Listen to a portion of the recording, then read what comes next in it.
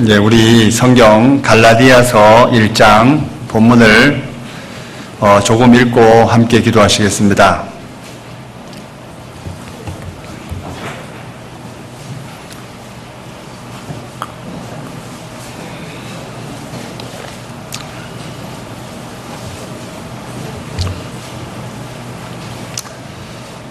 갈라디아서 1장 신약성경 302페이지입니다. 갈라디아서 1장 18절부터 제가 읽어보겠습니다. 그 후 3년 만에 내가 게바를 신방하려고 예루살렘에 올라가서 저와 함께 15일을 유할세 주의 형제 야고보 외에 다른 사도들을 보지 못하였노라. 보라, 내가 너희에게 쓰는 것은 하나님 앞에 거짓말이 아니로라. 그 후에 내가 수리아와 길리기아 지방에 이르렀으나 유대에 그리스도 안에 있는 교회들이 나를 얼굴로 알지 못하고 다만 우리를 핍박하던 자가 전에 잔해하던 그 믿음을 지금 전한다 함을 듣고 나로 말미암아 영광을 하나님께 돌리니라. 함께 기도하시겠습니다. 사랑과 은혜가 충만하신 거룩하신 아버지 하나님 감사합니다. 영원한 지옥에 떨어질 수밖에 없었던 저희들이었습니다. 그러나 예수님께서 이 세상에 오셔서 저희들이 져야 할 모든 죄짐을 대신 짊어지시고 십자가에 못 박혀 돌아가심으로 우리의 모든 죄를 영원히 용서해 주셨습니다. 그 사랑 깨닫고 교회 가운데 거하며 또 하나님의 은혜 가운데 하루하루 살아갈 수 있도록 기회를 주신 것 감사드립니다. 저희들에게 더욱 지혜와 능력 더딥혀 주셔서 저희들을 만나는 많은 사람들에게 하나님의 영광을 드러내기에 부족함이 없도록 도와주옵소서. 특별히 역사의 마지막을 살아가는 저희들입니다. 더욱 정신을 차릴 수 있도록 도와주옵소서. 내일부터 계획되어 있는 집회 가운데 주님이 함께 하심으로 이뤄져 있는 많은 영혼들이 주님의 귀한 품에 돌아오는 귀한 집회가 될 수 있도록 도와주옵소서. 그 집회를 위해 전 성도가 함께 기도할 수 있도록 주님 도와주옵소서. 계속해서 지금 진행 중에 있는 교회당 엘리베이터 문제와 교육관 건축 문제의 당면에 있습니다. 저희들이 복음을 더 올바로 증가하기에 부족함이 없는 귀한 장소로 준비될 수 있도록 도와주옵소서. 건축 과정에 성도들의 마음이 나뉘지 않도록 도와주옵소서. 이 귀한 장소에서 하나님의 자녀들로 가득 채워질 때까지 저희를 더욱 전심전력할 수 있도록 도와주옵소서. 지금 이 시간 하나님의 귀한 말씀을 사모하는 귀한 성도님들 함께 모여 있습니다. 저희들이 주님 앞에 어떻게 행해 나가야 할지 더욱 밝히 깨달아 하는 귀한 시간이 될 수 있도록 도와주옵소서. 또한 이 자리에 와야 하지만 개인적인 사정으로 참석하지 못한 분들 주님께서 일일이 기억해 주시고 다음에는 함께 모여 기쁨을 나눌 수 있도록 도와주옵소서. 시종을 주님께 부탁드리며 우리를 사랑하시는 예수님 이름으로 기도드립니다. 아멘.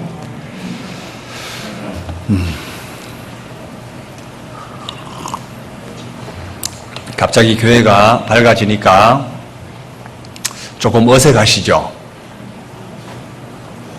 저희들 이제 아마 혹시나 좀 오해하실 분들이 또 계실 것 같아요. 왜 멀쩡한 의자를 왜 바꿨느냐 그렇게 생각하시는 분도 분명히 계실 것 같습니다. 그런데 계속 이렇게 평소에 사용하시던 분들은 잘 모르겠는데 되게 불편합니다. 그런데 조금 의자가 좀 바뀌면서 한편으로 좀 걱정은 돼요. 왜 걱정이 되냐면 너무 편해서 주무실까봐 그런 걱정은 좀 되지만 저희들이 이제 의자가 그냥 사라진 건 아닙니다. 의자를 저희들보다 더 어려운 교회들이 전국에 많이 있어요. 그래서 지금 저 문막이라는 강원도 원주 옆에 있는 문막이라는 지역이 있습니다. 그쪽으로 의자가 상당한 부분이 같습니다. 그리고 수원교회가 저희 교회보다 훨씬 큽니다.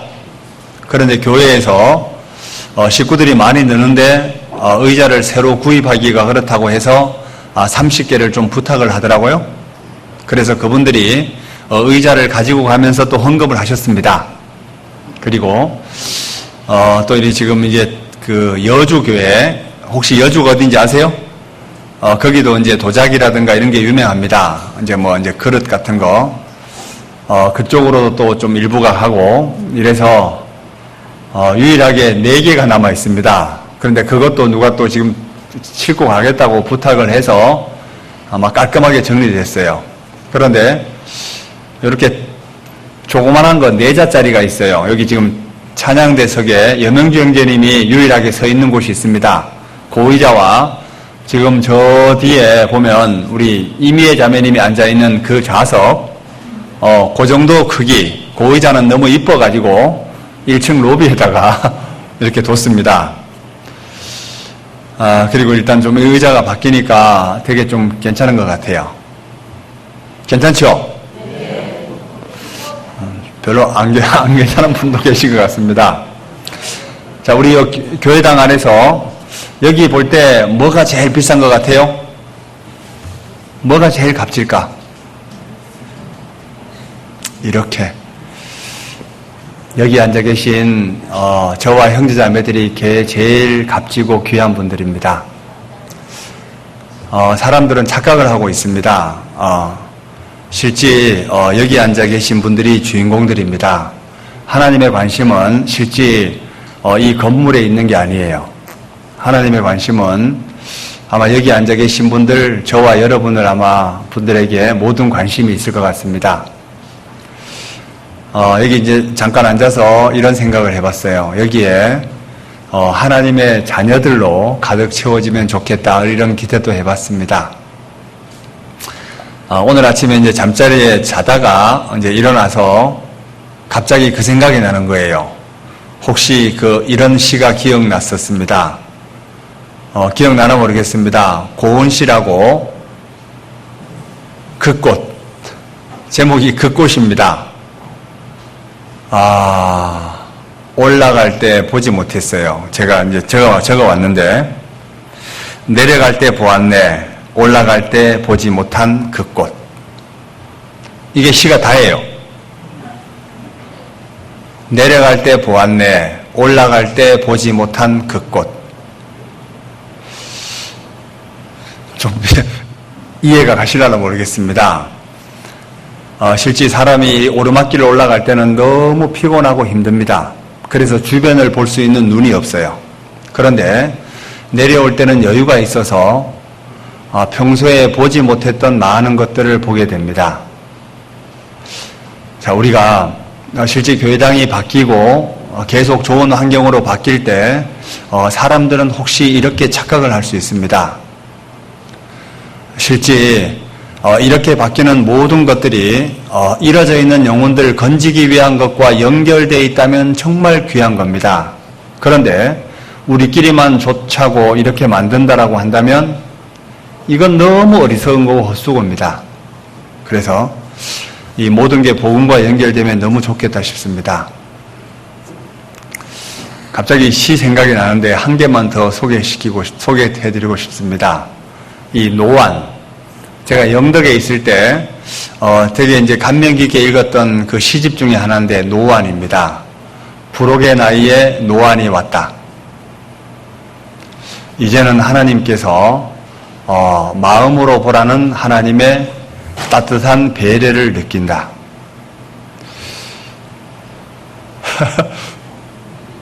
좀 어렵죠? 사람이 지금까지 우리가 살아오면서 육신의 눈으로 모든 것을 보고 판단하고 했다면 이제 좀 나이가 먹었잖아요. 신앙의 나이도 좀 먹었습니다. 이제는 정말 신앙의 마음, 하나님을 볼 수 있는 마음, 더 넓은 마음으로 하나님이 어떤 계획을 갖고 있을까, 이런 걸 좀 볼 수 있는 눈이 열렸으면 좋겠다. 그렇게 기대도 한번 해봅니다. 여기 오늘은 여기 갈라디아서 계속 갈라디아서를 진행하다가 중간중간에 혹시 또 다른 말씀을 해야 될 것 같으면 좀 다른 말씀을 좀 했으면 좋겠다 싶습니다. 오늘은 또 갈라디아서 지지난번에 이어서 좀 말씀을 드리고 싶습니다. 18절 갈라디아서 1장 18절 그 후 3년 만에 내가 게바를 신방하려고 예루살렘에 올라가서 저와 함께 15일을 유할세. 오늘은 여기 게바를 신방하려고 여기 신방에 대해서 특별히 신방이라는 부분이 나와 있기 때문에 신방이 왜 필요한지 신방의 의미에 대해서 좀 이해할 필요가 있을 것 같습니다. 그래서 신방에 대한 내용을 가지고 좀 교훈을 받아봤으면 좋겠습니다. 그리고 19절 주의 형제 야고보 외에 다른 사도들을 보지 못하였노라. 보라 내가 너희에게 쓰는 것은 하나님 앞에 거짓말이 아니로라. 그 후에 내가 수리아와 길리기아 지방에 이르렀으나 유대의 그리스도 안에 있는 교회들이 나를 얼굴로 알지 못하고 다만 우리를 핍박하던 자가 전에 잔해하던 그 믿음을 지금 전한다 함을 듣고 24절 같이 읽어볼까요? 나로 말미암아 영광을 하나님께 돌리니라. 사도 바울이 구원받기 전에 어떤 삶을 살았는지 그리고 구원받고 나서 사람이 어떤 사람으로 바뀌었는지 이것 때문에 하나님께 영광을 돌린다고 했습니다. 그래서 사도 바울의 과거의 삶이 어떤 삶이었는지 그 부분을 좀 보고 사도 바울이 어떤 식으로 사람이 바뀌었는지 그 부분도 좀 봤으면 좋겠습니다. 그리고 2장 1절에 보면 14년 후에 내가 바나바와 함께 디도를 데리고 다시 예루살렘에 올라왔노니 이 사도 바울이 예루살렘을 여러 번 계속적으로 반복해서 가고 있습니다. 5번이나 반복적으로 옵니다. 그 이유에 대해서도 잠깐 설명했으면 좋겠습니다. 2절 계시를 인하여 올라가 이게 사도 바울이 자기 생각대로 올라간 게 아닙니다. 하나님의 계획 속에 올라간 거 맞죠? 계시를 인하여 올라가 내가 이방 가운데서 전파하는 복음을 저희에게 제출하되 유명한 자들에게 사사로이 한 것은 내가 다름질하는 것이나 다름질한 것이 헛되지 않게 하려 함이라. 사도 바울은 사도들에게 자기가 지금 전하는 것을 다시 한번 전하고 싶고 교제하고 싶었습니다. 교회 가운데서는 어떤 일을 진행하려고 할 때 앞서 일하시는 분들과 반드시 교제라는 것이 필요합니다. 자기 혼자 독단적으로 하게 되면 문제가 될 수 있잖아요. 저희들도 1년에 한 5, 6차례씩 전도인 순회가 있습니다. 거기에 목사님들이 함께 모여서 어떻게 하는 것이 더 올바른 것인지 함께 교제를 합니다. 그 중에 많은 지혜를 얻게 되고 또 교회에서 앞서 일하시는 분들과 함께 교제하면서 많은 일들을 진행하게 됩니다. 왜 그렇게 해야 될까? 분명히 내가 수고한 것이 헛되지 않으려고 하나님의 뜻을 더 올바로 알고 향방 없는 것 같이 안 하려고 시행착오를 최대한 덜 겪게 하려고 충분히 교제를 하고 있습니다. 그 부분에 대해서도 좀 교훈을 받아봤으면 좋겠습니다. 그리고 3절 그러나 나와 함께 있는 헬라인 디도라도 억지로 할례를 받게 아니하였으니 왜 할례를 디도라는 사람을 받지 않게 했을까? 이 부분도 좀 생각을 해봤으면 좋겠고요. 쭉 내려와서 11절 게바가 안디옥에 이르렀을 때 책망할 일이 있기로 내가 저를 면책하였노라. 베드로가 바울에게 심하게 책망을 들은 내용이 여기 특별히 나와 있습니다. 왜 책망을 들었을까? 12절 야고보에게서 온 어떤 이들이 이르기 전에 게바가 이방인과 함께 먹다가 저희가 오매 그가 할례자들을 두려워하여 떠나 물러가매 남은 유대인들도 저와 같이 외식함으로 바나바도 저희의 외식에 유혹되었느니라. 이 베드로가 두려움 때문에 이렇게 하나님의 영광을 가리는 적이 있었습니다. 그래서 두려움이라는 것이 신앙에 얼마나 걸림이 되는지 이 부분도 좀 봤으면 좋겠습니다. 그래서 시간이 되는 대로 계속해서 갈라디아서 내용을 가지고 좀 이렇게 교훈을 받았으면 좋겠습니다. 그리고 혹시 시간이 되면 우리가 믿고 있는 믿음이 얼마나 확실한지 그 부분까지 조금 봤으면 좋겠다 싶습니다. 1장 18절 제가 다시 읽어볼게요.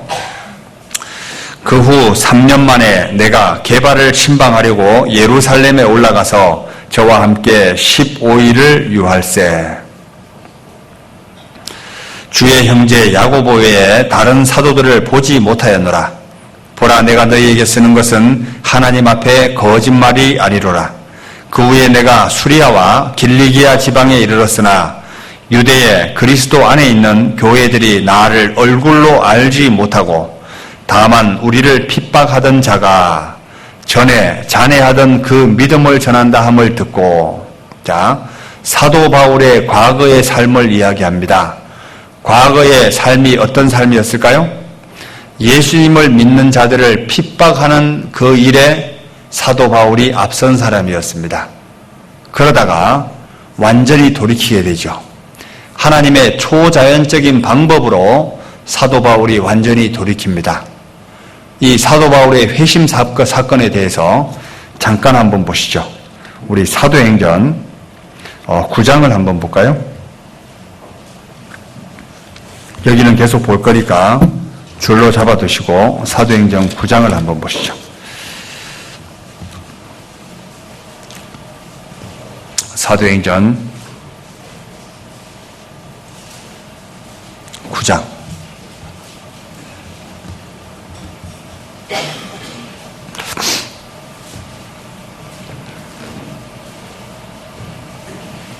구 장 4절 한번 볼까요? 1절부터 제가 읽어보겠습니다. 9장 1절부터.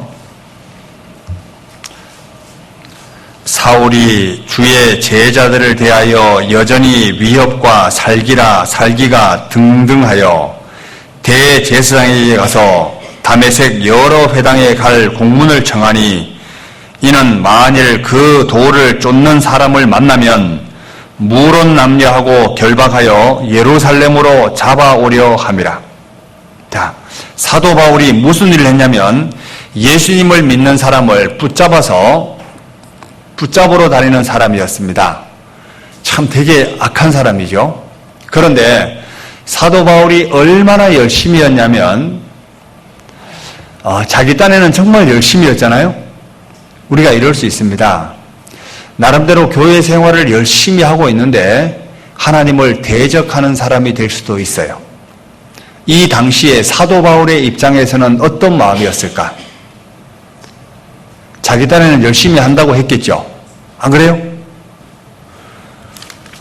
여기 스데반 집사가 죽을 때 사도 바울이 어떻게 하는지 한번 보시죠. 사도행전 7장을 한번 보시겠습니다. 사도행전 7장.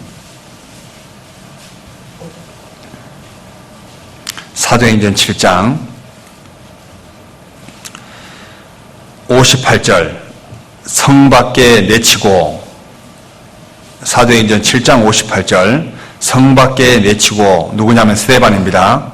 돌로 칠세, 증인들이 옷을 벗어 사울이라 하는 청년의 발 앞에 두니라. 저희가 돌로 스데반을 치니 스데반이 부르짖어 가로되, 주 예수여 내 영혼을 받으시옵소서 하고 무릎을 꿇고 크게 불러 가로되, 주여 이 죄를 저들에게 돌리지 마옵소서. 이 말을 하고 자니라. 사울이 그의 죽임 당함을 어떻게 여기니라? 마땅히 여기더라. 그런데 이렇게 주님을 섬기는 사람을 핍박하러 다니는 이때에 사도행전 9장을 보시죠. 어떤 일이 벌어지냐면 하나님이 작업하시고 계십니다. 사도행전 9장 3절. 사울이 행하여 다메섹에 가까이 가더니 홀련히 하늘로서 빛이 저들을 둘러 비추는지라. 땅에 엎드러져 들음에 소리가 있어 가라사대, 같이 읽어볼까요? 사울아 사울아 내가 어찌하여 나를 핍박하느냐 하시거늘.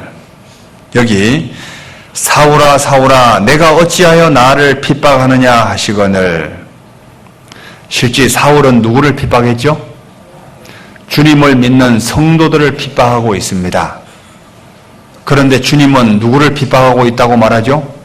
어찌하여 주를 핍박하느냐 이렇게 말합니다. 자, 세상에서 가장 불쌍한 사람이 누구 같아요? 진짜 불쌍한 사람이 그리스도인들을 힘들게 하는 사람입니다. 이 사람이 결국은 주님을 힘들게 하는 사람이 맞습니다. 맞죠? 그러니까 형제자매를 함부로 판단하지 마라. 그 말은 하나님을 함부로 판단하는 것과 동일한 겁니다. 형제자매들을 도와주고 있다는 이야기는 하나님을 도와주고 있는 겁니다. 왜? 우리는 분명히 성도들에게 한 겁니다. 그런데 성경은 분명히 말씀하기를 하나님께 한 것이다 이렇게 말합니다. 사도행전 5장에 보면 아나니아 삽비라가 거짓말을 하고 있습니다. 이때 하나님이 어떤 면책이 있는가 한번 보시죠. 사도행전 5장을 한번 보시죠. 사도행전 5장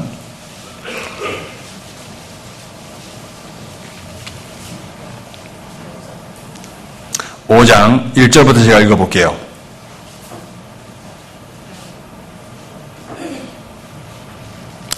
아나니아라는 사람이 그 안에 삽비라로 더불어 소유를 팔아 그 값에 얼마를 감춤해 그 아내도 알더라. 얼마를 가져다가 사도들의 발 앞에 두니 베드로가 가로되 아나니아야 어찌하여 사단이 내 마음에 가득하여 내가 성령을 속이고 땅값 얼마를 감추었느냐. 땅이 그대로 있을 때 내 땅이 아니며 판 후에도 내 의미로 할 수 없더냐. 어찌하여 이 일을 내 마음에 두었느냐. 같이 읽어볼까요? 사람에게 거짓말한 것이 아니요 하나님께로다. 결국은 베드로 앞에 거짓말을 한 겁니다. 그런데 하나님에게 한 것이다 이렇게 말하죠. 결국은 교회 안에서도 마찬가지입니다. 우리가 실제 말을 함부로 하면 안 돼요. 그게 내가 한 모든 말들은 다 하나님 앞에 그냥 있습니다. 너는 하나님 앞에 함부로 입을 열지 마라.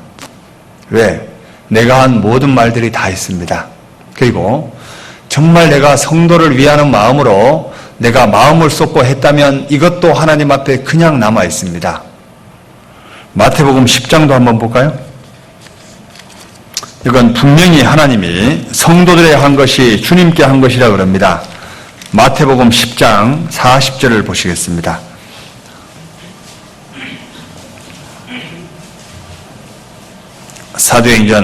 마태복음 10장 40절.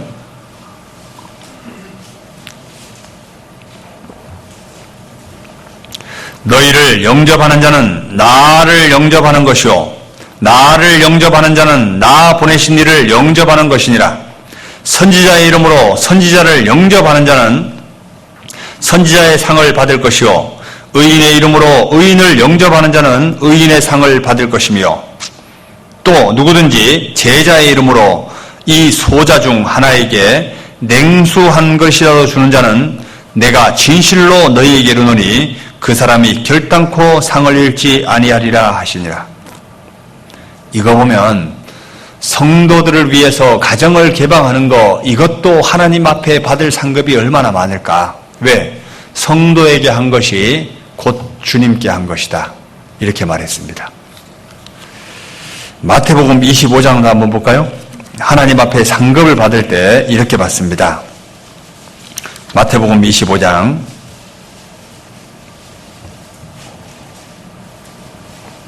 31절.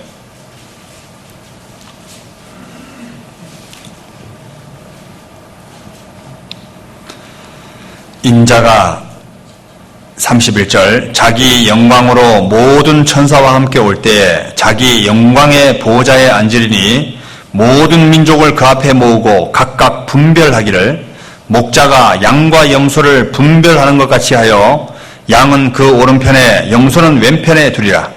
그때 임금이 그 오른편에 있는 자들에게 이르시되 내 아버지께 복받을 자들이여 나와 창세로부터 너희를 위하여 예비된 나라를 상속하라. 내가 줄일 때 너희가 먹을 것을 주었고 목마를 때 마시게 하였고 나그네 되었을 때 영접하였고 벗었을 때 옷을 입혔고 병들었을 때 돌아보았고 옥에 갇혔을 때 와서 보았느니라. 이에 의인들이 대답하여 가로되 주여 우리가 어느 때 주의 줄이신 것을 보고 공개하였으며 목마르신 것을 보고 영접하였으며 벗으신 것을 보고 옷 입혔나이까. 자, 그런데 40절 같이 읽어볼까요?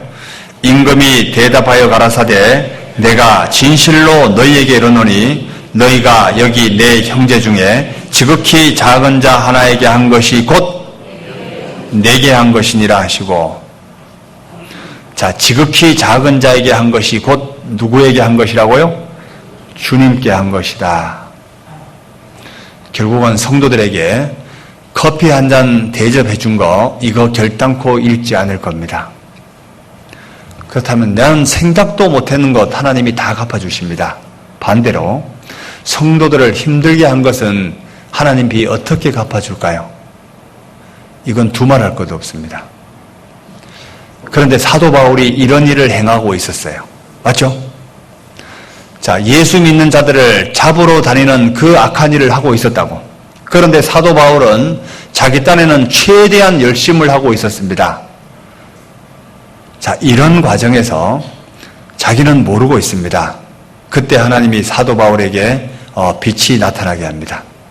그래서 사도 바울이 돌이키게 되죠. 사도행전 9장을 보시죠. 어떤 식으로 돌이키냐면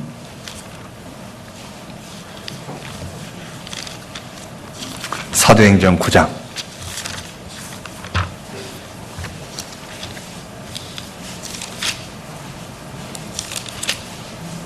7절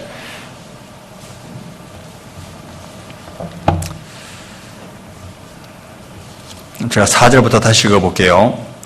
땅에 엎드러져 들음에 소리가 있어 가라사대 사울아 사울아 내가 어찌하여 나를 핍박하느냐 하시거늘 대답하되 주여 니시오니이까 가라사대 나는 내가 핍박하는 예수라. 내가 일어나 성으로 들어가라 행할 것을 내게 이를 자가 있느니라 하시니 같이 가던 사람들이 소리만 듣고 아무도 보지 못하여 말을 못하고 섰더라. 여기 보면 소리만 듣고 아무도 보지 못하여 이렇게 되어 있는데 다른 데는 좀 다르게 기록되어 있습니다. 우리 한번 볼까요? 여기 사도행전 22장을 한번 보시죠. 여기를 잠깐 붙들고 사도행전 22장을 보시죠.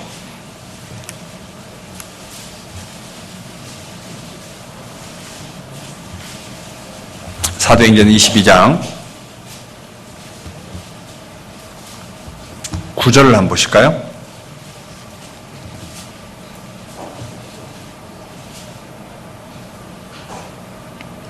여기 사도행전 22장 9절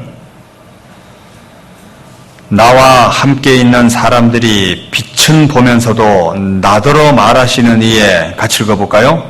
소리는 듣지 못하더라. 자, 이상하죠? 여기 사도행전 9장에는 소리를 들었다고 되어 있거든요. 그런데 여기는 왜 소리를 듣지 못했다고 되어 있을까? 이상하지 않아요? 듣다라는 표현이 이게 여러 가지 각도가 있는데 헬라어에서 듣다라는 동사는 잡음으로 듣는 소리와 실질적으로 메시지를 듣는 거 이것을 구분한대요. 그래서 실제 사도 바울은 정확하게 소리를 들었습니다. 그런데 다른 사람들은 그 소리의 의미를 깨닫지 못했습니다. 그런 의미예요. 이해가세요? 사도 바울은 정확하게 들었습니다. 이게 보청기 하는 사람들은 이 말을 이해합니다. 이게 뭐냐면 이게 보청기를 딱 귀에 꽂게 되면요, 이게 소리가 다 있습니다. 그런데 이명 알죠? 이게 이명이 들리게 되면 요 귀에다가 보청기를 딱 꼽아요. 그러면 요즘 스마트폰을 가지고 주파수를 맞춥니다. 어떤 식으로 맞추냐면 이렇게 1대1로 소곤소곤 대화할 때 주파수가 달라요. 그리고 대중 가운데 이렇게 들을 수 있는 주파수가 또 다릅니다. 그러니까 계속 자기가 위치에 따라서 주파수를 조절합니다. 그렇게 해야지 정확한 소리를 알아듣게 돼 있어요. 그런데 소리는 듣습니다. 그런데 무슨 말인지 알아듣지 못해요. 이제 이런 의미죠.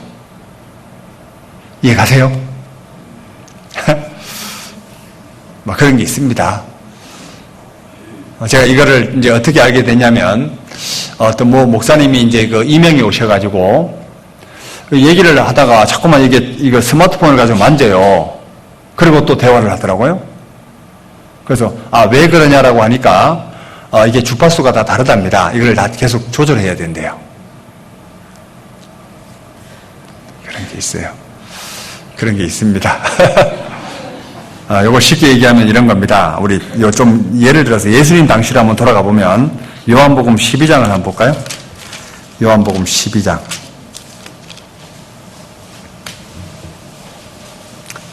요한복음 12장 28절을 한번 보시죠.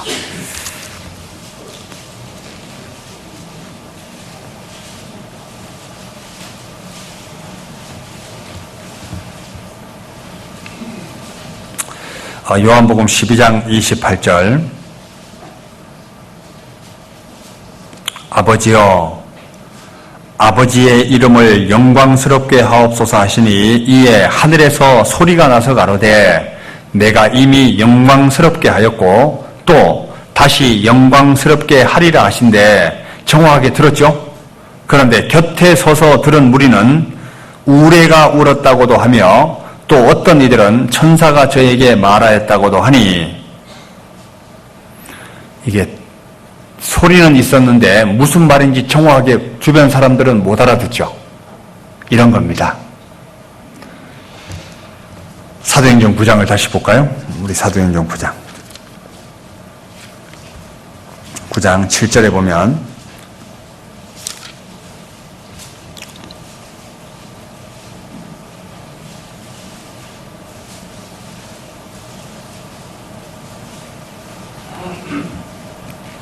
사도행전 9장 7절. 같이 가던 사람들은 소리만 듣고, 이 들었다는 표현은 소리는 들었는데 무슨 말인지 이해는 못한 소리죠. 맞죠?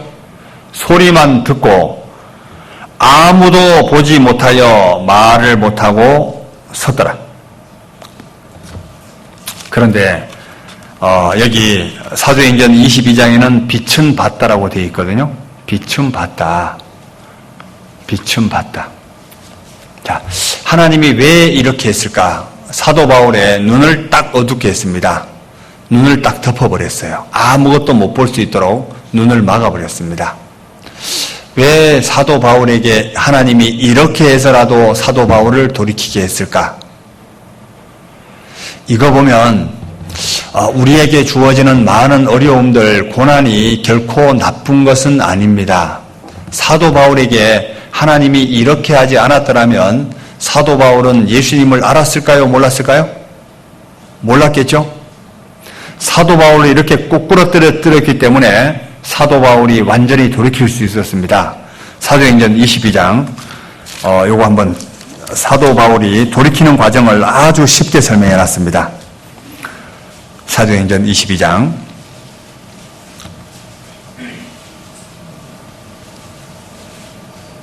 9절.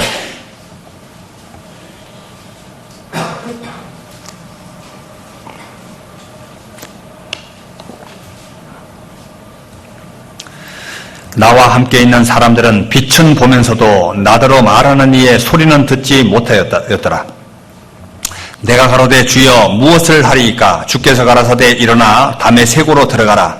정한 바 너의 모든 행할 것을 거기서 누가 이루리라 하시거늘 나는 그 빛의 광채를 인하여 볼 수 없게 되었으므로 나와 함께 있는 사람들의 손에 끌려 다메섹으로 들어갔노라. 율법에 의하면 경건한 사람으로 거기 사는 모든 유대인들이 칭찬을 듣는 아나니아라는 이가 내게 와 곁에 서서 말하되 형제 사울아 다시 보라 하거늘 즉시 그를 쳐다보았노라. 그가 또 가로되 우리 조상들의 하나님이 너를 택하여 너로 하여금 자기 뜻을 알게 하시며 저 의인을 보게 하시고 그 입에서 나오는 음성을 듣게 하셨으니 내가 그를 위하여 모든 사람 앞에서 너의 보고 들은 것에 증인이 되리라. 이제는 왜 주저하느냐? 일어나 주의 이름을 불러 세례를 받고 너의 죄를 씻으라 하더라. 이러고 나서 사도 바울이 죄에 대해서 돌이키게 되고 예수님의 사랑을 깨닫게 됩니다. 자, 이런 과정이 있었어요. 자, 우리가 여기 앉아서 말씀을 듣는 분들, 이렇게 확실하게 구원받는 분들을 보면 그냥 우연히 말씀을 들은 분들은 많지 않을 것 같습니다. 정말 힘들고 어려운 환경이 자기에게 주어졌기 때문에 그래, 마지막으로 한번 말씀 한번 듣자, 이래서 구원받는 분들이 의외로 많습니다. 맞죠? 어떤 분들은 혹시 병중에 있을 때 또 말씀을 듣게 되는 분도 계시고 여러 부류의 사람들이 있습니다. 결국은 어려움이라는 것은 나쁜 것이 아니에요. 그것도 하나님의 분명히 계획 속에 있는 게 맞습니다. 그런데 구원받은 사람들도 비슷하게 생각할 수 있습니다. 자기에게 어려움이 왔을 때 사람은 단 그 부분만 보고 있는 게 문제입니다. 진짜 고난이 왔을 때 어떤 사람이 정말 지혜로운 사람일까? 이거 한번 다시 한번 생각해 봤으면 좋겠어요. 여기 사도행전 9장 1절 다시 한번 보시죠. 사도행전 9장 1절 9장 1절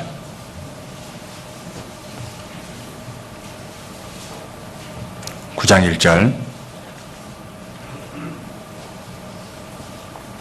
사울이 주의 제자들을 대하여 여전히 위협과 살기가 등등하여 대제사장에게 가서, 자, 이때만 하더라도 사도 바울은 정말 열정을 가지고 주님을 섬기는 사람을 죽이러 다녔습니다. 이럴 때 하나님께서 사도 바울을 돌이키게 하기 위해서 어려움을 탁 주게 됩니다. 그런데 어려움이 자기에게 딱 왔을 때 사도 바울은 예수님의 사랑을 딱 깨닫게 됩니다. 정말 어려움이 나에게 왔을 때 사람은 누구를 생각해야 되냐면 하나님이 정말 멀리 있다고 생각해요. 그리스도인들은요, 자기에게 어려움이 딱 주어질 때 1차적으로 생각되는 게 뭐냐면, 왜 하필이면 나에게 이런 게 있지? 내가 하나님 앞에 뭐 죄 지었을까? 하나님이 내가 미워서 그럴까? 내 인생은 이것으로 그칠까? 막 이렇게 주저앉는 사람이 의외로 많습니다. 그런데 하나님의 뜻이 어디 있는지 한번 볼까요? 우리 시편 77편을 한번 보시죠. 시편 77편.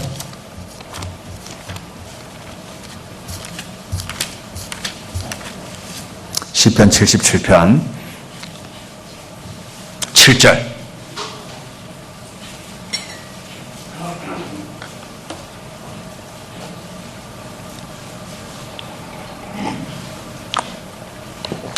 시편 77편 7절.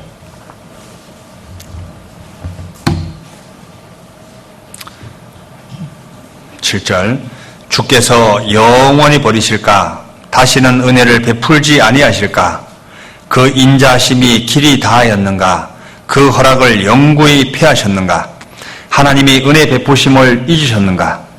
노하심으로 그 긍휼을 막으셨는가 하였나이다. 또 내가 말하기를 이는 나의 뭐라? 연약함이라.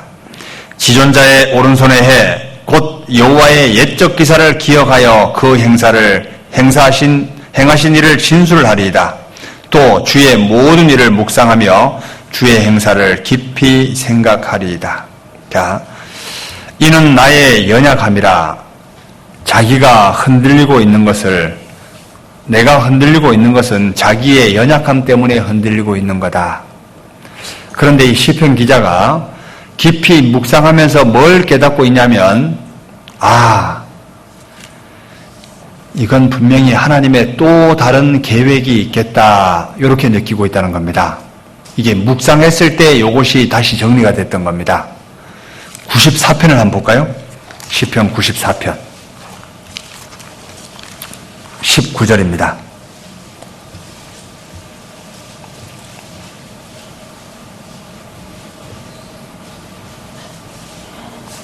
시편 94편 19절. 내 속에 생각이 많을 때에 주의 위안이 내 영혼을 즐겁게 하시나이다. 내 속에 생각이 많을 때, 이게 이 생각이 많다는 것은 하나님의 또 다른 계획이 뭘까? 하나님의 또 다른 계획이 뭘까? 이것을 계속 묵상하면서 주의 위안이 내 영혼을 즐겁게 하시나이다. 결국은 하나님 안에서 생각하는 게 지혜로운 거라는 겁니다. 왜 이럴까? 하나님의 또 다른 계획을 볼 수 있는 눈. 이게 정말 있으면 좋겠다 싶습니다. 고난으로 절대로 끝이 아닙니다. 그래서 이상하게 여기지 말아요. 베드로전서 4장 한번 보시죠. 베드로전서 4장 12절. 베드로전서 4장 12절.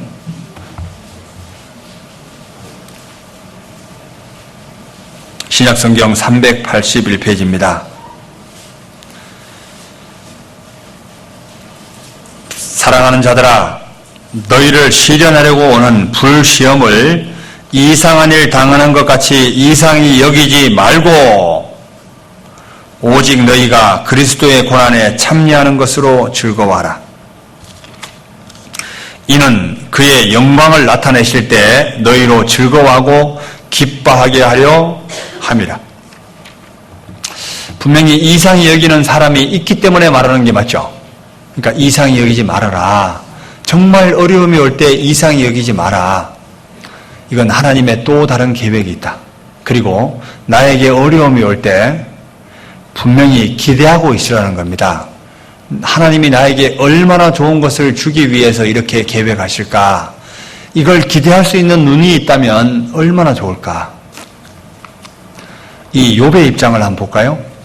그런데 정말 시간이 지나면 그 상황을 다 알게 됩니다. 왜 나에게 이런 어려움이 왔는지. 욥기 42장을 보시죠. 욥기 42장.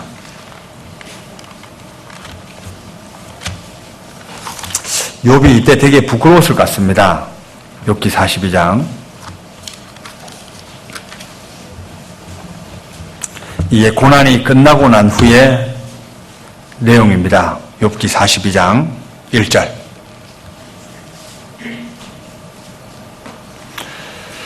욥이 여호와께 대답하여 가로되 주께서는 무소불능하시오며 무슨 경력이든지 못 이루실 줄을 없는 줄을 아노니 무지한 말로 이치를 가리우는 자가 누구니까? 같이 읽어볼까요?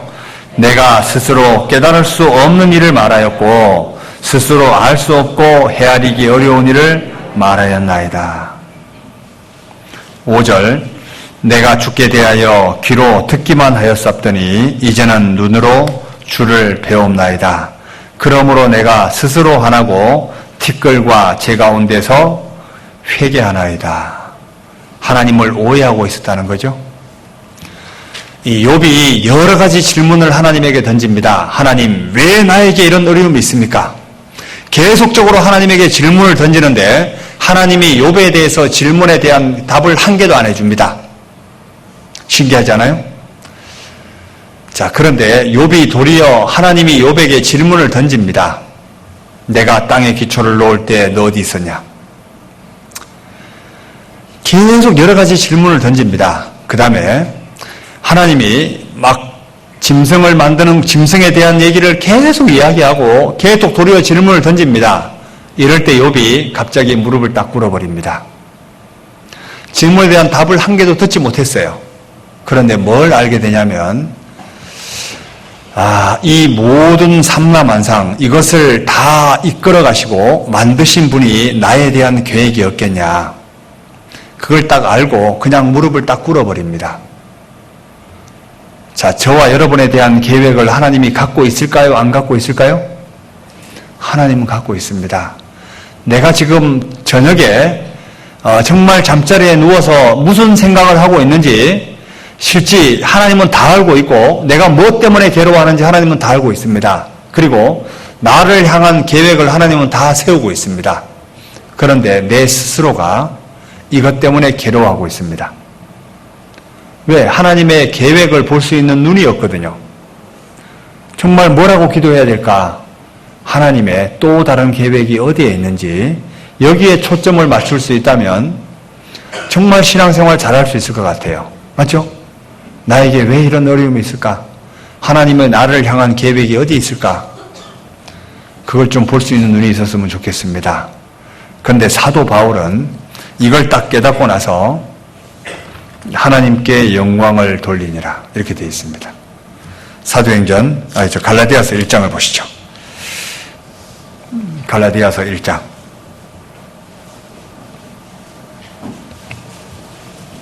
갈라디아서 1장 23절.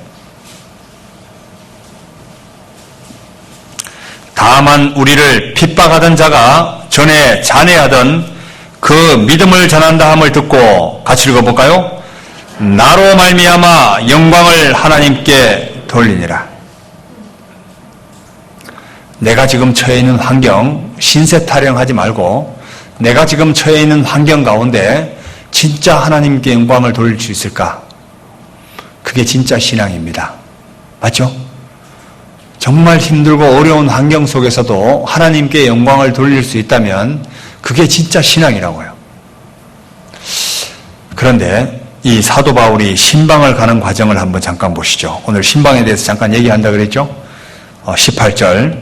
그 후에 3년 만에 이 사도 바울이 돌이키고 난 후에 3년 만에 내가 누구를 신방하려고? 게바를 신방하려고, 게바는 베드로잖아요. 베드로를 신방하려고 예루살렘에 올라가서 저와 함께 15일을 유할세. 자, 신방이라는 뜻이 뭘까?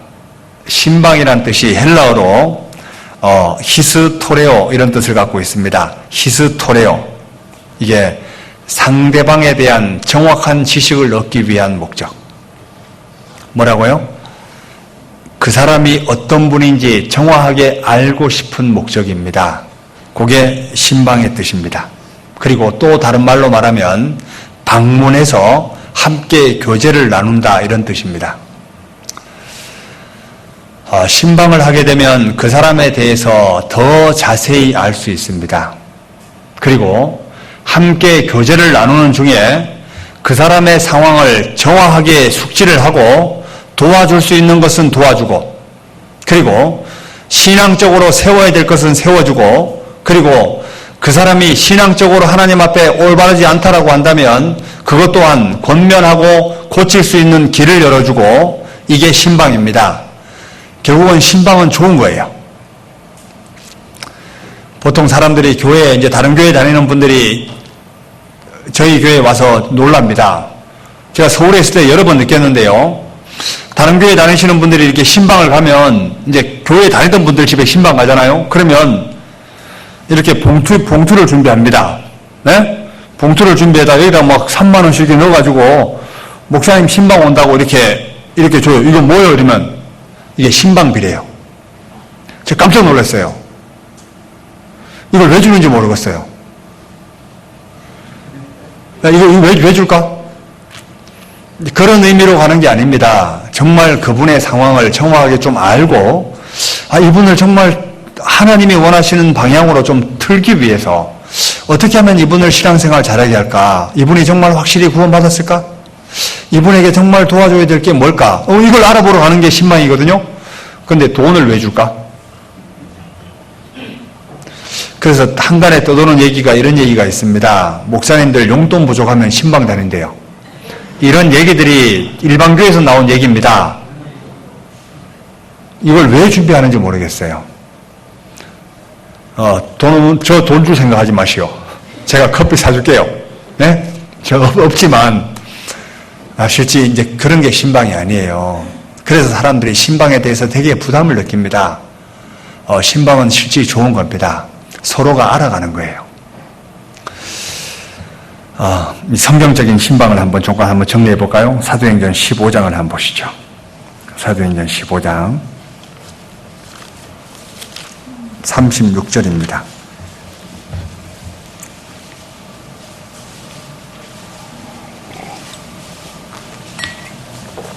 15장 36절.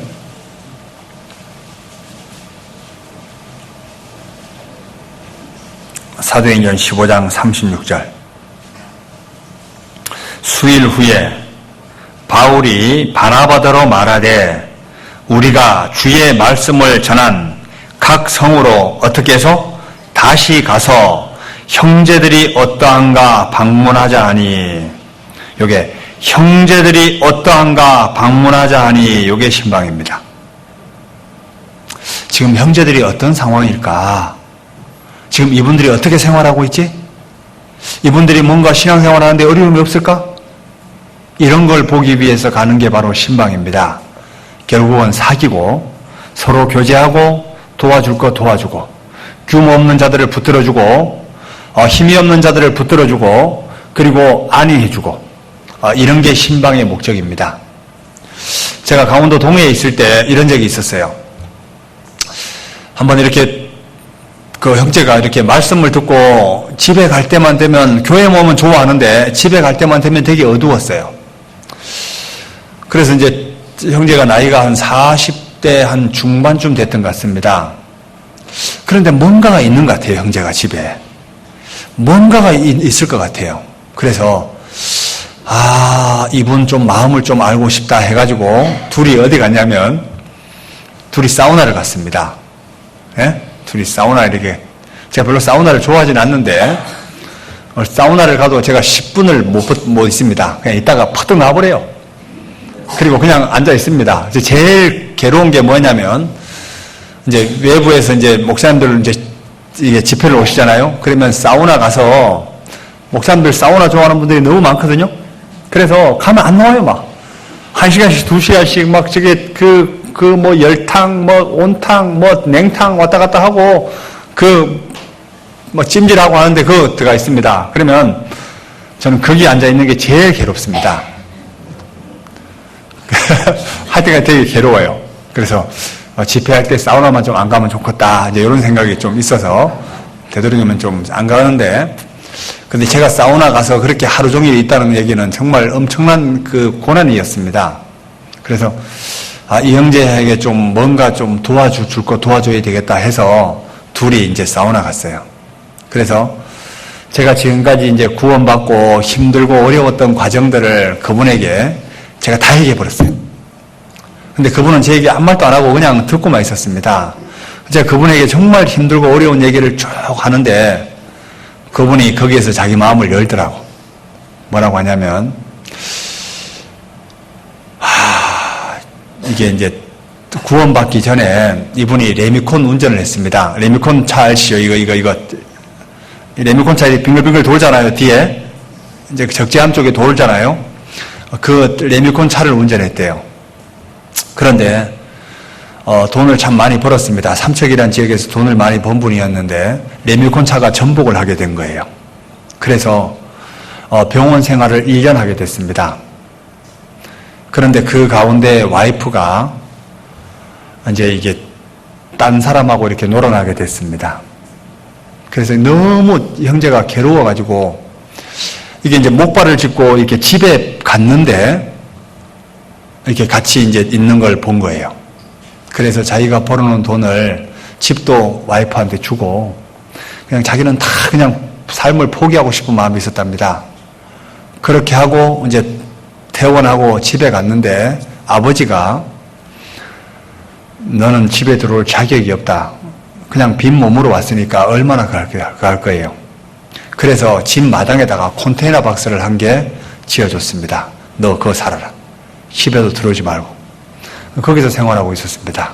그러던 중에 말씀을 듣고 구원을 받게 된 거예요. 얼마나 짠해요. 그런데 그분이 이제 교제 생활을 상당히 좀 이렇게 한 6개월 정도 이렇게 하는 중이었습니다. 그래서 그분을 정말 세우기 위해서 이렇게 정말 저녁에 이제 그런 시간을 갖게 됐죠. 그런데 본인이 얘기하는 거예요. 이런 과정이었다고. 근데 교제할 때 너무 좋대요. 하나님 안에 너무도 감사하고. 그런데 제가 그 당시에 이제 봉사장이었거든요. 제 뒤에 봉사장 앉아 계신데 원래 봉사장이 그런 일을 하는 거예요. 그분에게 이제 뭐라고 했냐면, 그분이 저에게 이릅니다. 봉사장님, 사실은 제가 집에 가면 무슨 일을 하는지 아십니까? 이러더라고요. 제가 모르겠다고. 자기가 집에 가면 이제 그 컨테이너 박스 한쪽 벽에다가 그 사람 사진, 예? 그 당사자, 그 사람 사진을 이렇게 가마니에다 걸어놓고 누워서 밤새도록 표창을 던진대요. 예? 죽이고 싶다고. 근데 구원받고 나니까 너무 괴롭대요. 자기가 구원받고 나니까 진짜 헌금도 하고 싶고, 진짜 정말 하나님의 은혜에 보답하고 싶은데, 이 자기 신세를 보니까 너무 괴로운 겁니다. 그래서 저녁마다 이 표창을 던진대요. 이러지 말아야지. 근데 교제는 너무 좋대. 근데 집에 가면 그것만 보면 막 우라통이 치는데요. 와, 제가 그 말을 듣는데 되게 짠한 겁니다. 그래서 다음날 형제들을 한 몇 명을 데리고 갔어요.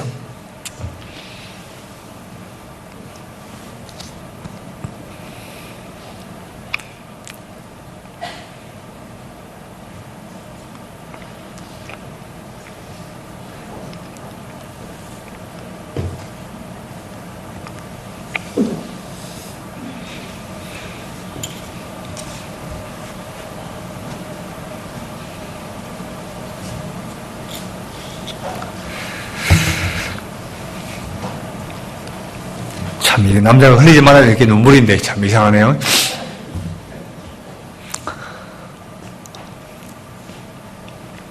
그렇게 데리고 가서 제가 컨테이너 박스 문을 열고 일단 환경부터 바꾸자 그랬습니다. 그리고 이제 다 정리하고 뭔가 일을 해야 되잖아요. 근데 그분이 염소를 키우는 걸 좋아했습니다. 그래서 본인 아버지 산이 있으니까 산에다가 형제들 울타리를 쳤습니다. 울타리를 거의 한 2,000평, 한 1,000평 이상을 친 것 같아요. 거기에 산에 가서 말뚝을 다 박고 울타리를 쳤습니다. 거기다 염소를 키울 수 있게 해주고, 그리고 이제 그 형제가 이제 염소를 키우게 됐습니다. 그리고 제가 형제한테 그랬죠. 형제님은 결혼을 해야 될 것 같다고. 진짜 자매들이 어떤 분인지 여자에 대해서 상당히 오해를 하고 있습니다. 다 자기 와이프 같은 사람인 줄로 오해하고 있어요. 그래서 진짜 그리스도인들은 다르다. 그리스도인은 정말 다르니까 진짜 자매들이 어떤 분인지 한번 좀 알았으면 좋겠다. 그리고 귀한 자매하고 좀 가정을 이뤘으면 좋겠다 했습니다. 그래서 가정을 이루게 되고, 그러니까 이제 자매도 똑같은지 알았던 것 같아요. 그래서 그렇지 않다고. 그래서 이제 가정을 이루게 되고 그분이 신앙생활을 하면서 구역의 일까지 보게 됐습니다. 근데 제가 이제 서울에 있을 때였어요. 서울에 있다가 이렇게 강원도 이렇게 내려가 보니까 그분이 돌아가셨더라고. 그래서 이제 어떤 이제 몸에 좀 이렇게 좀 안 좋은 게 있었는데 그래서 병으로 돌아가셨습니다. 근데 지금 천국에서 지금 보고 있겠죠? 내 얘기하네. 아마 그렇게 할 것 같습니다. 근데 그분이 참 어릴 때도 좀 얄궂게 좀 장난기도 많았던 것 같아요. 그분이 이제 그 어릴 때 뱀을 잡아서 이제 자기가 구원받게 된 계기가 이제 이 얘기를 하더라고요. 어떻게 구원받게 되냐니까 신세 한탄도 있었지만 계속 마음에 딱 걸리는 게 있었대요. 그분이 누구였냐면 학교 이제 선생님이었대요.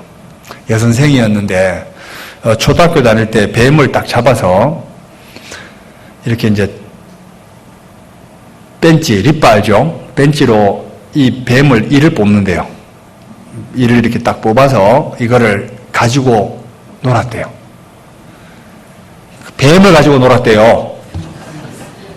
그리고 뱀 새끼를 한 마리를 가지고 선생님이 칠판에 이렇게 글자를 쓸 거 아니에요, 이렇게? 글자를 쓰고 나면 이렇게 돌아볼 거 아니에요. 글자를 쓸 때 책 속에다가 뱀 새끼를 넣어놓고 이렇게 덮어놨대, 이렇게. 여선생님이 이렇게 글자를 쓰다가 다시 책을 펼 거 아니에요? 펴는 순간 뱀 새끼를 보고 선생님이 기절해버렸어요. 그런데 그때 이후로 선생님이 이상해졌습니다. 학교 은퇴를 하게 되고, 이 얼마나 본인이 놀랬겠어요. 맞죠? 그리고 나서 아주 수년 후에 선생님을 버스에서 만났는데 선생님이 약간 정신적으로 좀 이상하더래요. 아, 그때 충격이었구나. 얼마나 괴로웠겠어요? 근데 말씀을 들을 때, 그 죄에 대해서 들을 때 이게 너무 걸리더래요. 그래서 하여튼간에 그렇게 구원을 받게 된 분입니다. 자, 그분의 과정을 알게 된 게 뭐 때문에 알게 됐냐면 그분과 깊이 교제를 하면서 그분을 알게 됐습니다. 요게 신방이라고. 그래서 그냥 형식적인 신방이 아니라 진짜 그분을 알고자 하는 마음으로 가는 게 신방이라고요. 이 사도 바울이 그런 마음으로 접근을 하게 된 겁니다. 갈라디아서를 한번 보시죠. 갈라디아서 6장입니다. 갈라디아서 6장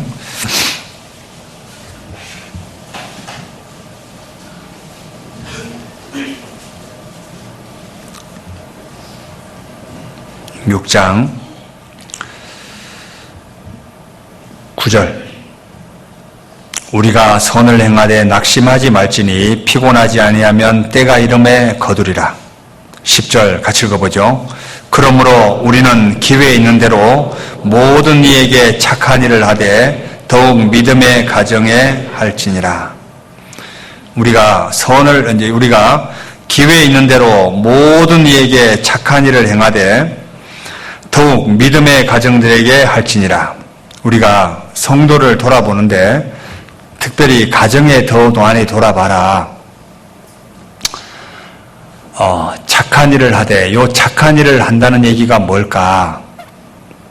성도들에게 쓸 것을 공급해주고 정말 그분들이 신앙생활 하는데 뭐가 가장 걸림이 되어 있는지 요거를 볼 수 있는 눈. 이거를 정말 볼 수 있다라고 하면 정말 좋을 것 같습니다. 그러면 교회는 사랑이 넘칠 것 같아요. 그런데 그걸 볼 수 있는 눈, 들을 수 있는 귀가 없습니다. 데살로니가 전서도 한번 볼까요? 데살로니가 전서 5장입니다. 데살로니가 전서 5장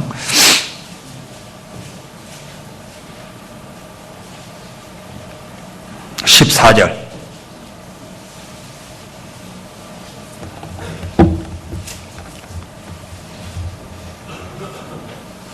데살로니가 전서 5장 14절 또 형제들아 너희를 권면하노니 규모 없는 자들을 권계하며 마음이 약한 자들을 안위하고 힘이 없는 자들을 붙들어주며 모든 사람에 대하여 오래 참으라. 실제 그 사람이 신방 가서 규모 없이 행하게 되면 규모 없이 행하는 것에 대해서 다시 권계도 해주고 권면도 해주고 또 어떤 분에게 정말 본인은 헌금하십니까? 이걸 왜 물어보냐면 그분이 가정이 어려운 이유를 가지고 이게 가정이 어려운 것과 헌금은 반드시 직결하게 되어 있습니다. 정말 하나님 앞에 올바로 헌금을 하고 있는지 안 하는지 이걸 보면요. 가정이 어려운지 안 어려운지 알 수 있어요. 왜? 하나님 앞에 올바로 행하는 게 하나님께 복받을 비결입니다. 이건 저는 반드시 이야기해 줄 의무가 있어요. 왜 그러냐면 하고 안 하고는 본인의 책임입니다. 그러나 하나님께 복받을 비결을 분명히 저는 알려줘야 됩니다. 그리고 규모 없이 행하고 있다면 규모 있이 행할 수 있도록 말로 도와주고 하나님의 뜻이 무엇인지 분명히 또 알려줄 책임도 저에게 있는 거예요. 맞잖아요?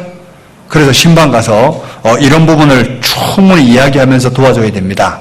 그리고 어떤 분에게는 확실하게 믿음이 없이 교회 다니는 분들이 계시잖아요?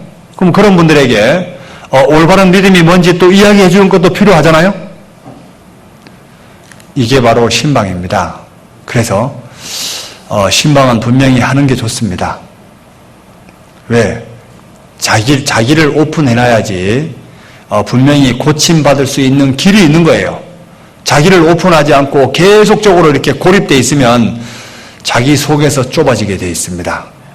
그래서 중요한 것이 가정을 오픈하는 게 중요해요. 가정을 오픈해야지 서로가 서로를 더 알게 되고 또 서로가 서로에게 또 기도가 되고 또 뭔가 이렇게 하나님의 또 선하신 뜻을 또 이루어 가는데 또 필요한 거예요. 그게 사랑이잖아요. 형제자매를 사랑한다 해놓고 말로만 사랑해요. 그게 진짜 사랑일까? 말로만 사랑하지 말고 행함과 진실함으로 하라. 물질적으로 도와줘야 될 때는 도와줘야 되고, 맞죠? 말로 도와줄 때는 도와줘야 되고, 이게 진짜 형제자매입니다.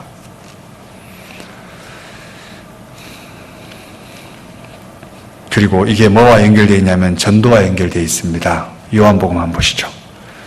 우리가 서로 사랑하는 것이 전도와 반드시 연결되어 있습니다. 요한복음 13장 한번 보시죠. 13장 34절.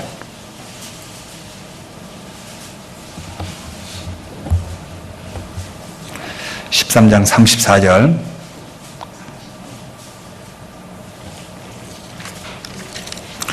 새 계명을 너희에게 주노니 서로 사랑하라. 내가 너희를 사랑한 것 같이 너희도 서로 사랑하라. 너희가 서로 사랑하면 이로써 같이 읽어볼까요? 모든 사람이 너희가 내 제자인 줄 알리라. 자, 신기하죠?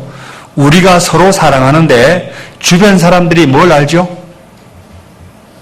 주변 사람들이 아는 게 따로 있잖아요. 모든 사람이 너희가 내 제자인 줄 알리라. 결국은 주변 사람들이 우리 교회 식구들을 볼 때 이렇게 볼 수 있는 눈이 있다면 좋겠습니다. 저 교회 식구들은 달라. 저 교회 식구들은 서로가 서로를 위하는 게 보통이 아니야.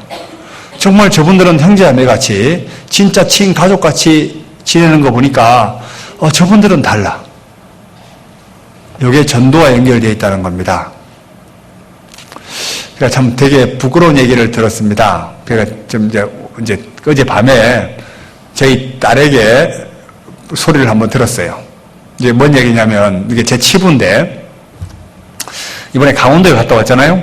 강원도 갔다 왔는데 한 형제가 목사님, 제가 달걀을 좀 줄 테니까 가져가서 좀 조용히 두고두고 먹으래요. 그게 뭐였냐면 그 EM 닭이 낳은 계란이에요. 그걸 이렇게 이제 두 판을 보내온 거예요, 이렇게. 그래서 이걸 가지고 이게 우리나라에서 달걀 업계에서 이게 또 심사가 있는 것 같아요. 어떤 달걀이 좋은지 이렇게 심사를 한답니다. 그런데 어떤 달걀이 이제 대상을 받았냐면 지금 후포라는 지역에 EM 닭이 대상을 받았대요. 그 정도로 몸에 좋다는 얘기입니다. 그리고 그 닭이라고 하면서 주는 거예요. 그래서 이거 좀 두고두고 먹으면 몸에 좋겠다 이제 이렇게 생각했는데 어제 아침에 자매가 중고등부 이제 신방을 간다고 자매가 한 솥을 이렇게 삶아가지고 애들한테 이제 간다는 거예요. 그래서 저거를 그냥 같이 이렇게 단번에 이렇게 같이 이렇게 왜 그렇게 그걸 삶는가 제가 이제 이렇게 했어요. 그래서 그리고 이제 내려왔는데 저녁에 딸이 아빠는 그래서 좀 더 있지 않냐고 형제자매를 진짜 가족까지 생각하라며 뭐 이러는 거예요. 그래서 그 말을 듣는데 이거 뭐야 되게 부끄러웠습니다. 그래서 참 그런 얘기를 딸에게 듣는다는 게 참 비참하지만 그래서 하여튼 이제 제 치부니까 얘기하는 거예요. 근데 하여튼 간에 이겁니다. 형제자매를 제가 저희 자매 보고 되게 부끄러웠습니다. 너무 잘 퍼주니까 좀 생활이 어렵긴 어렵지만 그래도 이게 진짜 복받을 비결인데 왜 성경에 이 도네이션 효과가 있잖아요. 주라. 그러면 후히 되어 누르고 넘치게 주시리라. 왜 이것도 형제자매가 정말 먹으라고 준 건데 그렇지. 그래서 다시 한번 그 순간 제 자신을 돌아보게 됐습니다. 하여튼 요한복음 17장을 한번 보시죠. 요한복음 17장 23절. 어제 학생들 먹었죠? 네? 그게 우리나라에서 제일 좋은 계란이요. 17장 23절. 곧 내가 저희 안에 아버지께서 내 안에 계셔 저희로 온전함을 이루어 하나가 되게 하려 함은 아버지께서 나를 보내신 것과 또 나를 사랑하신 같이 저희도 사랑하신 것을 같이 읽어볼까요? 세상으로 알게 하려 함이로소이다. 자, 우리가 하나라는 것을 세상으로 알게 해줘라. 이게 반드시 전도와 연결되어 있다는 겁니다. 우리가 형제자매들 집에 방문하고 이렇게 서로가 알아가고 서로가 더 정말 친하게 지내고 자기 몸같이 이렇게 아껴주고 하는 것이 보여지면요, 진짜 주변 사람들이 부러워서라도 같이 함께하고 싶어 하게 되어 있습니다. 그리고 내 형편을 알아준다는 것 자체로 정말 기쁨이 되지 않을까요? 맞죠? 우리가 서로가 서로를 알아준다는 것 자체가 얼마나 기쁨이 되는데요. 빌립보서 한번 보시죠. 빌립보서 2장입니다. 빌립보서 2장.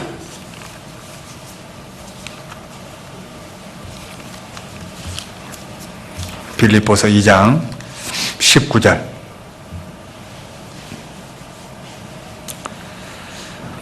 내가 디모데를 속히 너희에게 보내기를 주 안에서 바람은 너희 사정을 어떻게 함으로? 알므로 안위를 받으려 함이니. 자, 사정을 알므로 안위를 받는데요. 그러니까 이제 교회에서 아이고 목사님 저기 어떤 자매님 요즘 되게 힘들어하는데 그 집에 한번 신방 가봐야 되겠습니다 라고 하는 얘기는 그분에게 부담을 주려고 하는 게 절대로 아닙니다. 부담을 주기보다는 정말 그분의 상황을 좀 알고 우리가 어떻게 도와줄까, 어떻게 좀 기도해 줄까, 이걸 좀 알기 위해서 서로에게 좀 위로가 되기 위해서 가는 거예요. 그러니까 결국은 신방은 좋은 겁니다. 그리고 하나님께 받을 상급이 어떤 사람이 많을까? 신방 가는 사람이 많을까요? 신방 받는 사람이 많을까요? 네? 어떻게 생각하시오?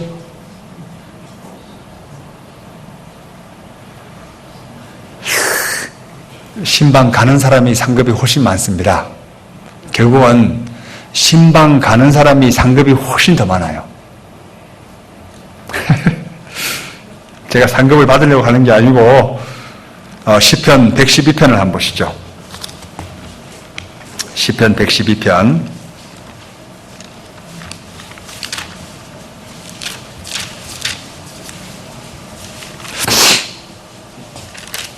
112편 5절.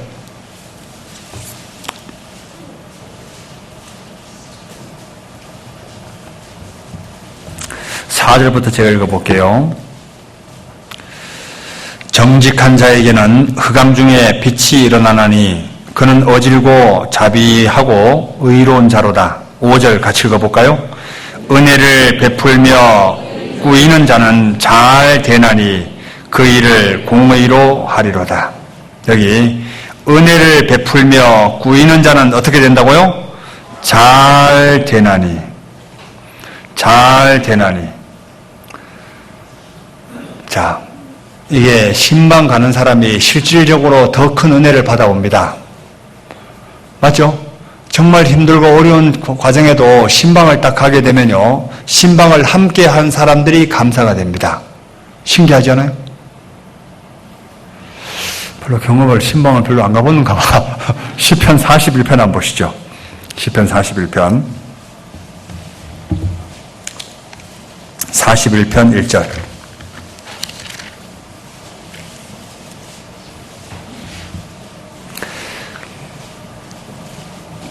(41편) 1절 같이 읽어보죠. 빈약한 자를 권고하는 자가 복이 있으며 재앙의 날에 여호와께서 저를 건지시로다. 이거 보면 빈약한 자를 권고하는 자. 정말 마음을 다해서 그 사람에게 관심을 갖고 마음을 기울이는 그 사람이 하나님께 복을 받을 자가 맞습니다. 그래서 신방을 간다라고 하면 많이 모이는 게 좋겠죠? 신방 나도 같이 갑시다 하는 건 좋은 거예요. 개인은 너무 부담스러울 수도 있지만 그런데 서로가 서로에게 격동이 되고 좋습니다. 그래서 우리가 정말 서로가 더 많이 돌아봤으면 좋겠습니다. 그런데 제하고 같이 가는 게 부담이 되면 본인들이 좀 알아서 가시면 좋겠습니다. 예? 저도 피곤하니까 본인들이 알아서 좀 가시오. 예, 그래서 이번에 이제 어머니의 좀 임원들도 개인적으로 좀 이렇게 신방을 다닐 수 있도록 계획도 많이 잡는 이유가 실제는 그분들에게 복을 주기 위한 게 맞습니다. 왜? 사람이 부담스러워 얘기 못 할 수도 있잖아요. 그런 분들은 좀 서로가 서로를 좀 이렇게 교제하는 가운데 서로가 알아가니까 또 그 부분에 대해서 저의 도움이 좀 필요하게 되면 좀 함께하고 이렇게 하면 좋을 것 같습니다. 자, 우리 갈라디아서 보시죠. 얘기가 좀 길어졌는데 갈라디아서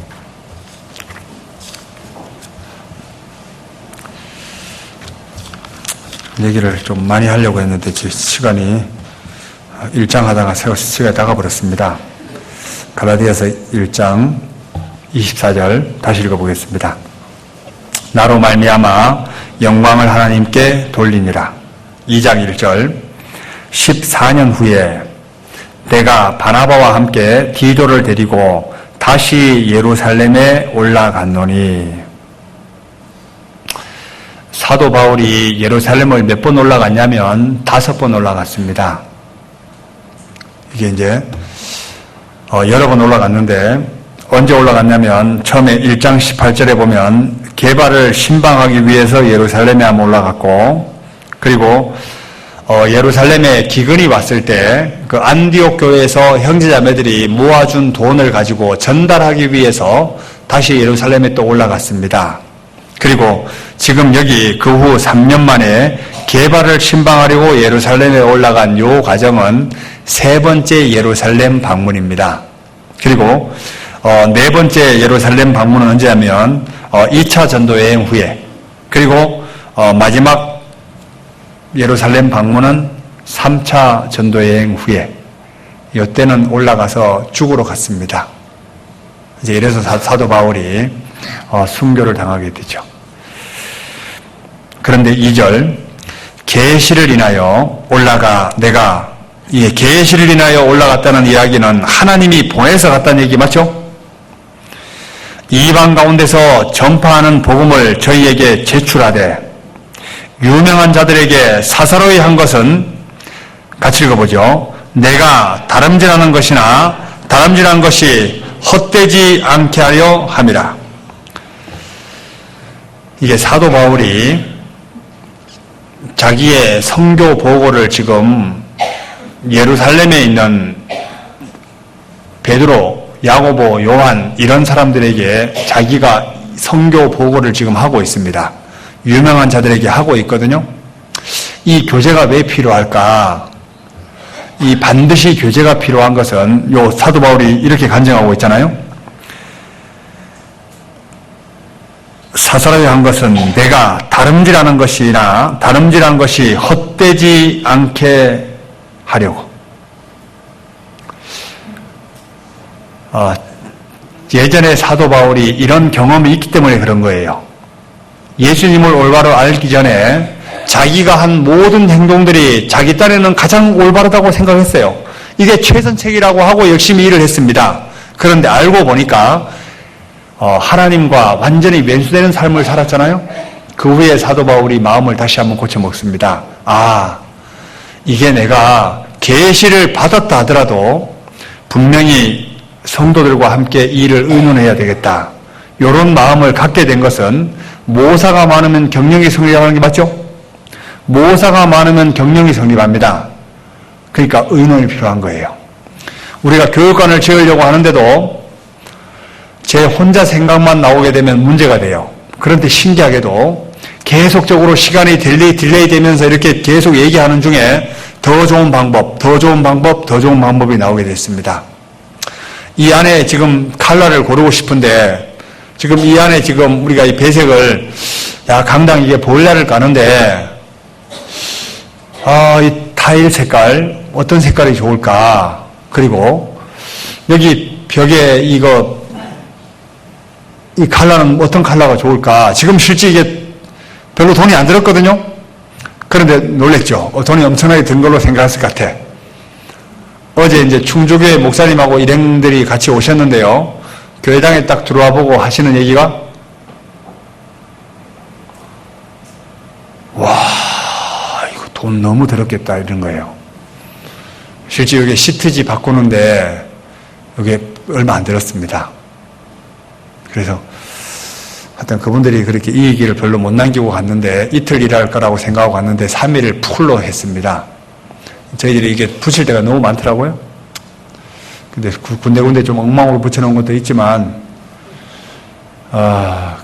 이게 같이 저도 이게 색깔을 고르기가 어려워가지고 여기 자매들, 감각 있는 자매들에게 부탁을 했습니다. 자매님들, 어떤 색깔이 좋을까요? 어떤 색깔이 좋을까요? 근데 신기하게도 다 달라. 에? 너무 달라요. 어떻게 이럴 수가 있을까? 바닥 색깔도 고르는데요. 여러분들의 의견이 같이 종합이 돼서 이렇게 나온 거예요. 지금 돌아보니까 괜찮은 것 같아요. 맞죠? 진짜 기도하면서 준비했습니다. 결국은 모사가 많으면 경영이 성립하는 게 맞아요. 그런데 우리가 신앙적으로 한번 생각해 보죠. 내가 나름대로 열심히 하고 있는데 하나님과 정반대의 길을 걸어가고 있다라고 하면 억울하지 않을까? 맞죠? 그런데 왜 우리가 함께 교제를 해야 되냐면 내가 다름질하는 것이 헛되지 않으려고. 그래서 생명의 말씀을 밝혀 나의 다름질이 헛되지 아니하고 생명의 말씀을 밝혀. 왜 우리가 함께 교제해야 되냐면요. 진짜 하나님의 뜻이 어디에 있는가 이걸 정확하게 알고 진행하게 되면 결코 헛되지 않습니다. 여기 고린도전서 9장을 한번 볼까요? 고린도전서 9장을 한번 보시죠. 고린도전서 9장.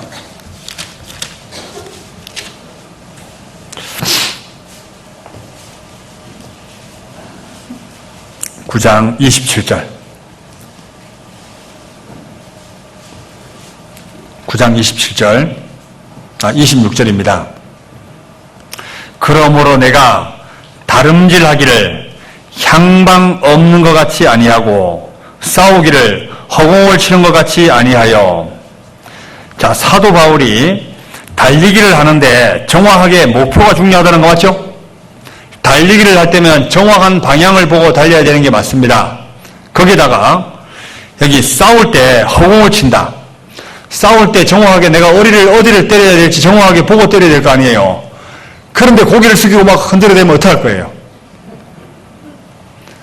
결국은 이겁니다. 쓸데없이 에너지 낭비하지 말고 에너지를 낭비하려면 정확한 곳에 정확하게 낭비를 해라 이겁니다. 이게 신앙생활입니다. 신앙생활 할 때도 어디에다 내가 시간을 투자해야 되고 어디에다가 물질을 투자해야 되고 어디에다가 내 모든 것을 투자해야 될까? 이거를 계속 체크하면서 가라는 겁니다. 돌아보면 어떤 게 중요한지 어떤 게 덜 중요한지 이것을 망각하고 살 때가 너무 많습니다. 정말 아침부터 저녁까지 밭에만 일을 하시던 분이 병석에 누워서 어떻게 후회하고 있냐면 이렇게 합니다. 내가 쓸데없는데 너무 많은 시간을 보냈다. 아들아, 이렇게 살지 말아라. 그런데 그 아들도 그렇게 살아요. 신기하지 않아요? 그런데 무엇이 중요한지 알 수만 있다면 진짜 중요한 것에다가 시간을 많이 투자하면 좋을 것 같습니다. 그래서 사도 바울은 이것이 좀 걱정이 됐던 거예요. 그리고 경계할 때도 진짜 법대로 하는 게 중요하죠. 디모데 후서 2장을 한번 보시죠. 디모데 후서 2장. 디모데 후서 2장 5절.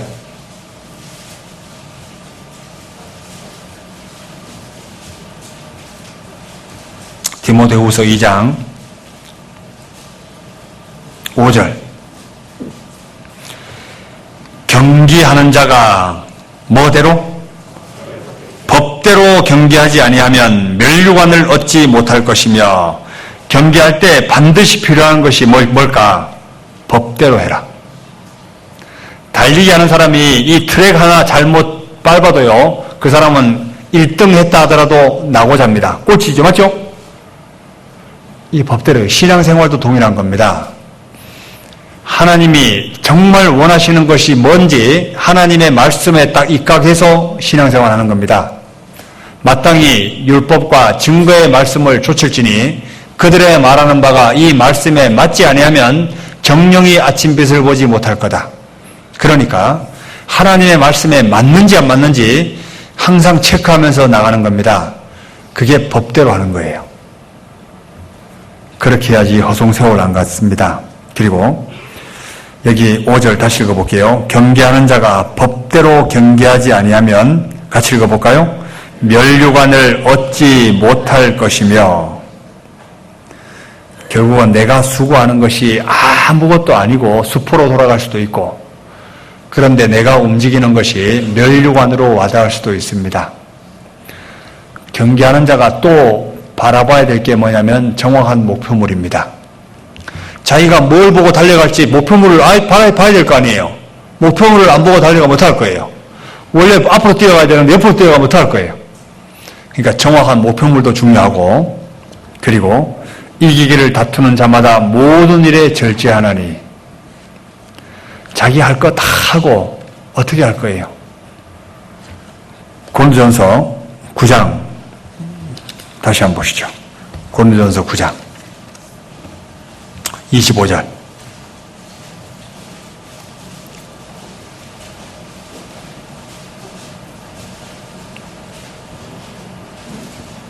(9장 25절) 이기기를 다투는 자마다 모든 일에 절제하나니 저희는 썩을 멸류관을 얻고자 하되 우리는 썩지 아니할 것을 얻고자 하노라. 반드시 멸류관을 받기 위해서 필요한 것이 뭐라고요? 절제. 모든 일에 절제하나니. 내가 하고 싶은 거 다 하고 어떻게 해요? 오늘 이제 임원 모임 때 우리가 이제 교회당 건축을 위해서 이제 교육관 건축을 위해서 임원들 먼저 작정을 하려고 계획합니다. 그래서 실제 많은 물질도 필요하고, 그런데 정확한 목표가 필요하죠. 식구들이 이렇게 오해할 수 있을 것 같아요. 교회당에 너무 많은 물질을 투자한다 이렇게 생각할 수 있습니다. 혹시 그렇게 보는 시각도 있을 것 같아요. 그런데 실제 저도 희생 안 하고 하면 좋을 것 같아요. 저도 실제 생활도 어렵고 그렇지만 저도 최선을 다해서 할 겁니다. 왜냐하면 저는 실제 이제 목사님들은 실제 몇 년 주기로 가요. 맞죠? 저도 여기 몇 년 있을지 모르겠습니다. 저도 좀 있으면 갑니다. 어디로 갈지 몰라요. 하여튼 가라면 가요. 그런데 실제 여기 이 장소는 형제자매들이 귀하게 사용할 장소입니다. 근데 환경이 바뀌게 되면 이방인들은 외모를 보니까 복음을 전하는 데 엄청난 도움이 됩니다. 그리고 실제 교육관을 짓는 목적이 저희 교회 학교 애들이 너무 많아요. 그리고 실제 지금도 올해도 상당히 많은 아이들이 늘었거든요. 이렇게 이제 어제 그저께도 이제 어떤 이제 아주머니가 아이를 데리고 마당에 놀러 온 거예요. 그래서 그물이 쳐져 있어가지고 앞에서 들어갈까 말까 주섬주섬 하는 겁니다. 그래서 그물을 걷어주고 들어가라 그랬습니다. 그래서 애 데리고 이제 공놀이하고 노는 거 보고 이분도 정말 교회 가운데 말씀을 듣겠다 이런 기대도 있었어요. 그래서 실제는 우리가 이 목표가 복음을 전하는 목적이 아니면 실제 이렇게 할 필요가 없습니다. 맞죠? 그러니까 이게 뭐와 연결돼야지 귀한 거냐면 다른 영혼을 건지기 위한 목적입니다. 실제 우리를 위한 것은요, 실제 이거밖에 없어요. 실제는 무슨 목적이냐면 주변 영혼들을 초대해서 건지기 위한 목적입니다. 원래 교회가 있는 목적이 그거예요. 교회가 있는 목적은 전도하기 위한 목적. 그리고 신앙 안에서 우리를 올바로 세워서 더 힘을 받고 전도하기 위한 목적, 이게 제일 큽니다. 왜? 천국을 많이 데려와야 될 거 아니에요? 그런 목적이니까. 그래서 실제 먹고 싶은 것도 좀 아끼고, 예? 좀 회식 좀 줄이고. 어젯밤에도 저희들 형제들끼리 짜장면 사 먹을까? 뭐 이러다가 아니 그냥 교회 식은 밥이 있는데 그거 비벼 먹읍시다. 근데 진짜 잘했던 것 같아요. 너무 맛있더라고. 그래서 되도록이면 좀 회식도 줄이고, 그리고 좀 교회 지금 쌀도 성도들이 많이 갖다 놨어요. 보니까 교회 하도 모여서 쌀을 우리가 얼마나 먹는지 아세요? 240kg 먹는데요. 240kg면 세 가마니. 그러니까 이제 요즘 뭐 한 가마니 20kg짜리로 말하면 몇 가마니죠? 12가마니요. 이게 보통 많이 먹는 게 아닙니다. 다 성도들이 교회에서 먹는 게 실제 시중에서 사 먹는 것보다 훨씬 싸요. 되도록 교회에서 우리 많이 먹고요. 좀 헌금도 많이 하고, 그렇게 해서 진짜 우리가 복음을 정말 힘있게 전할 수 있는 귀한 장소로 준비되면 좋겠다 싶습니다. 얘기를 하려고 하다가 좀 이완 목사님 마음이 좀 이해갑니다. 반도 못했대요.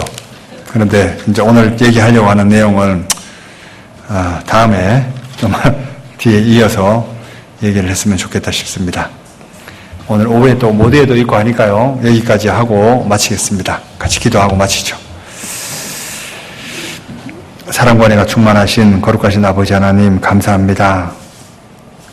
오늘 또 갈라디아서 말씀을 통해서 우리 각자를 돌아볼 수 있는 기회를 주신 것 감사드립니다. 저희들에게 더욱 지혜와 능력 더딥혀 주셔서 하나님을 섬기기에 부족함이 없는 그런 사람들이 될 수 있도록 주님 도와주옵소서. 이후의 시간도 주님께 부탁드립니다. 우리를 사랑하시는 예수님 이름으로 기도드립니다. 아멘.